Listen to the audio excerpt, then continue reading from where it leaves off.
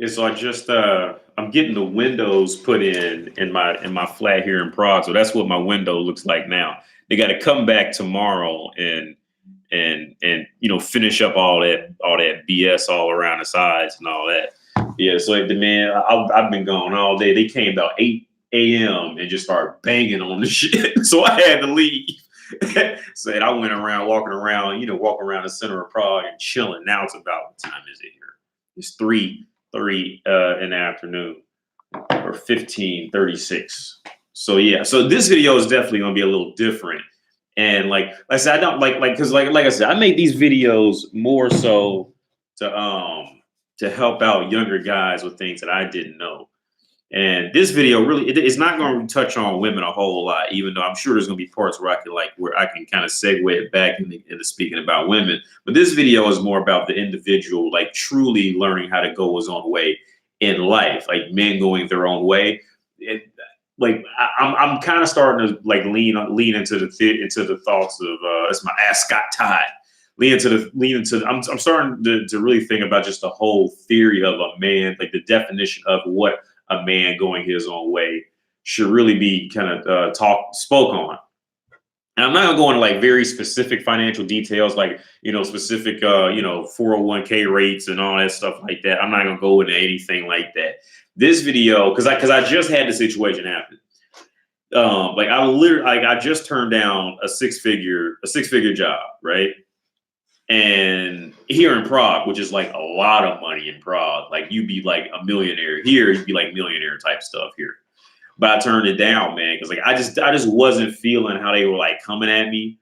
I just wasn't really I wasn't feeling how they were talking. Like nothing was really sounding right. Like they tried to it was like they were kind of overselling the product type of thing. Like nothing felt right about it from the start. So I just told the guy, look, like, okay, honestly, I'm not going to take this job. Like, it's just not worth it to me. And this is something I want to talk to younger guys too about. Cause like I said, like when I was younger, I remember how I was when I was younger. You know how a young guy always is. A young guy pretty much just wants a girl. And what is the known thing to get girls? Money, power, status. So money, every guy wants, every guy wants to get a lot of money. It's just what it is. And see, to a guy who's never had like relatively a lot of money to what he was used to, at least on his own in the world, see, like the younger guy is more susceptible to falling for just becoming a slave for money, or just pretty much just selling his soul out just to get more money coming in. And like at 33, man, I've learned at this point in my life that I would rather live off of a quarter of the wage of some jobs, because like I said, some of these jobs out here, it's really not worth the money. Like when you get in there and you start working and pretty much your entire like 10-12 hour days is being spent at this job, like you're not really actually, I mean, unless it's like a job like you genuinely want to do, like you've always wanted to run a school or something like that, then that's fine. It's something you genuinely wanted to do. But if it was something like you're really just kind of like a mercenary type of thing, just kind of doing whatever pays the most, like to me, it's not worth it. Because like I said, my wages from the military and some other small situations, my wages from that are enough to where like I don't have to go out and work a job. So like, and I think I was kind of lucky with this. I'm able to sit back and look at like the realities of what's going on. Like I'm not in a position where where I have to I have to get up and go do something to get some money in type of thing. So this is only coming from my perspective on it. So my perspective is this to young guys, man, like see and like when I was young, I had the order completely wrong. I had the order of if something valuable comes along, you just take it and shut the fuck up. You see what I'm saying? That was kind of like the order I had in my head. Whereas now at 33, I see the order much more clearly. The order is not in getting lucky and getting that one, shot, that one hit. What the order should be is you building yourself up to where you could just always kind of go out there and get it again. You see what I'm saying? You're not relying on this one lucky phone call or or email or something like that. Your life is revolving around that. See, once it gets to that point, I think it kind of dives into like mental illness. But like I said, that's coming from my perspective, I had a lucky life. I don't live off my dad or anything like that. I don't like he. If anything, I buy him more stuff. Well, yeah. Now, if anything, I end up giving him. I'm always asking him, what does he want for Christmas? What does he want? Blah blah blah. So like I'm that like it's not like I was like a trust fund baby, or my parents were like super rich or anything like that. Like no, like my dad was a mechanic, my mom was a social worker. We weren't poor, but we weren't rich. We weren't rich enough for them to be funding my trips around the world. All right, like it's clear, like people where I come from, like they know that's coming from me, type of thing. Like it's not even like an assumption where I come from. But yeah, man. My thing, like with money, like don't let money control you. Like learn how. I would say, man, like learn how to be happy, like with yourself. Like learn how to be happy alone. Like learn how to find joy in being able to just sit down all day and not have to do anything. Like that. This is just my opinions of it. Like you don't like you don't always have to be doing something, have to be moving and blah blah blah da, da, da. Like, and I see people stuck in that trap a lot of times.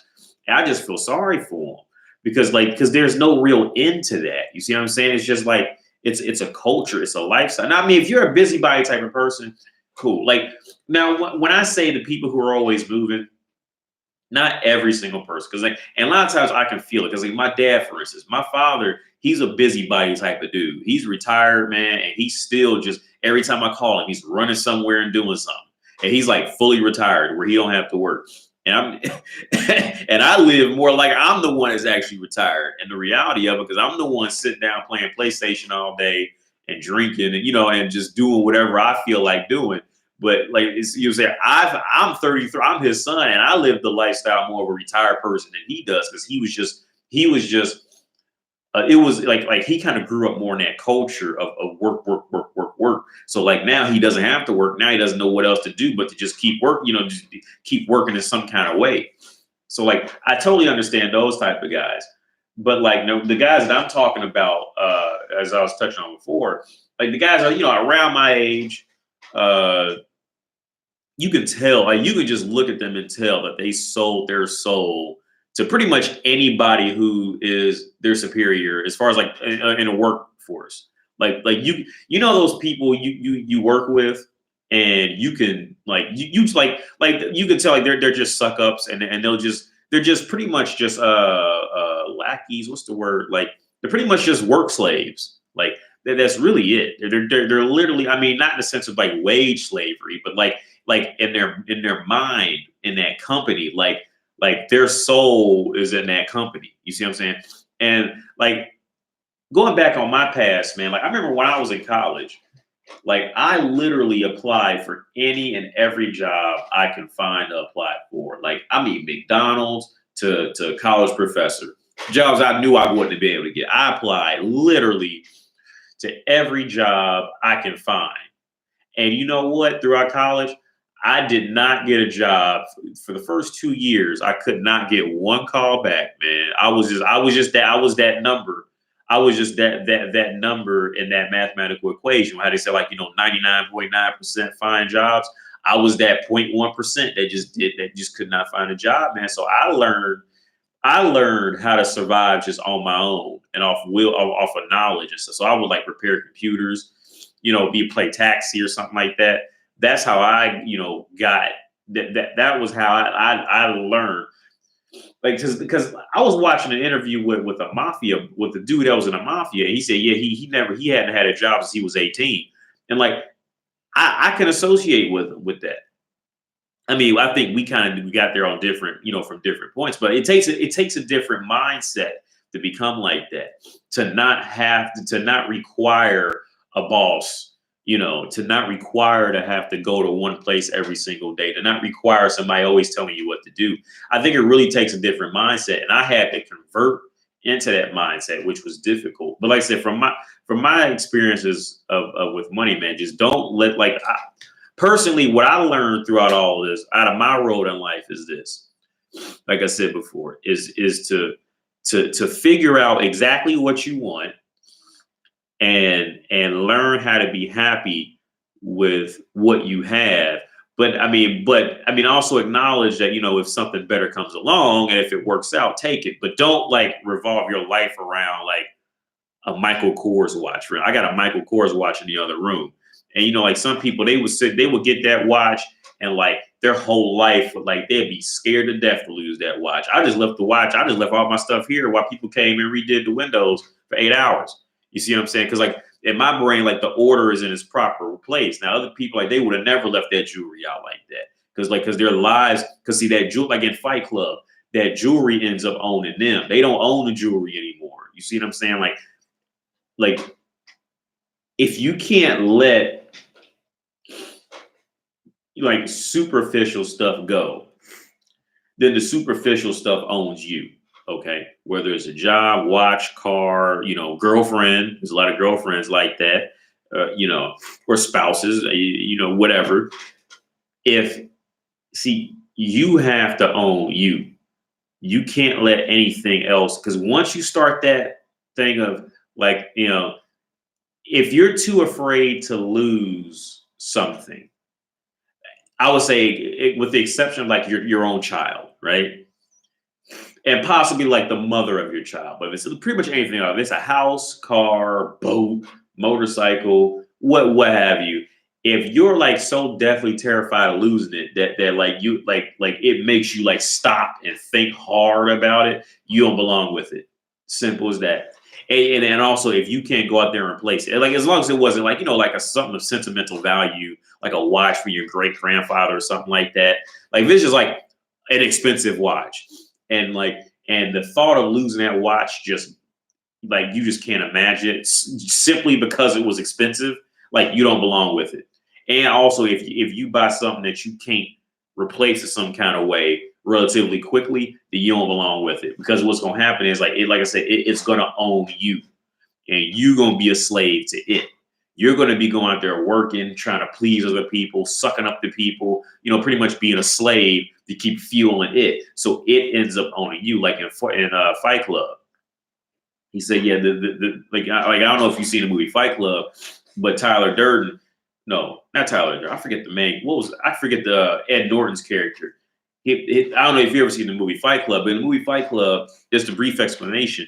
He was one of those guys. He was a career. He was pretty much like a career man. He worked a good job. He got a nice condo. He filled the whole condo up with all types of expensive things. Everything in there was like relatively expensive, to him. And it became clear like all that stuff that he bought, like he didn't own it. It ended up owning him. You see, like his life became defined by that. By the objects and the job, and that's not no, like you just don't do it. That's just the wrong order. And you see, I mean, he ended up going crazy off of it. That's how Tyler Durden was born. But yeah, man, yeah. Back to the real topic. Yeah, I totally just declined this offer, and then the dude texted me back. It was through Facebook. The dude, he ended up texting me back. It was some. I ain't even try to find the name of it. I ignored his messages. I don't even know how to find it now. But it was at some company here in Prague. It was legit. It wasn't something, it wasn't some sales job. They tried to sell you like they were up front with all the benefits and to take time days off and blah blah blah and all that BS. And I just declined it, man. I mean, that's nice. Now I will say this, that that's definitely not the only wheel I have turning or plate I have spinning. Definitely not the only plate I have spinning in the whole thing. But like I said before, it's not about getting that one winning lottery ticket. It's the ability. What it's really about is learning how to efficiently play the lottery and going out there and winning, and being able to win again.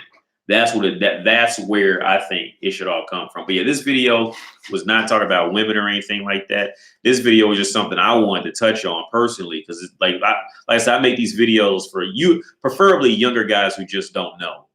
You see what I'm saying? Or older guys who maybe just woke up or whatever. Yeah, that's what these videos are for.